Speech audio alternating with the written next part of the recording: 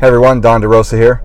Wanted to do a quick video. I was having lunch today with a friend, investor friend, and he was telling me he has a property that is fully rehabbed, and he can't figure out why it's been sitting on the market for over 30 days.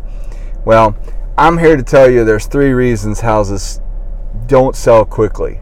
The first one is it's not renovated properly. Now, he assures me it's renovated properly. The second one is priced right. And the third reason is you're not driving enough traffic. Those 3 things alone will either sell your house in minutes like mine go, or they'll make it sit forever.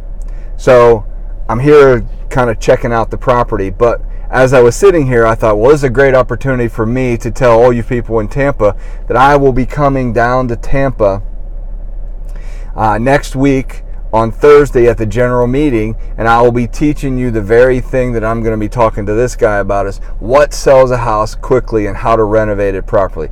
A, how to renovate it. B, how to drive traffic to it, and C, how to price the thing right. So if you want to learn how to flip properties very quickly, I'm going to be showing you how to do that on Thursday, July 13th.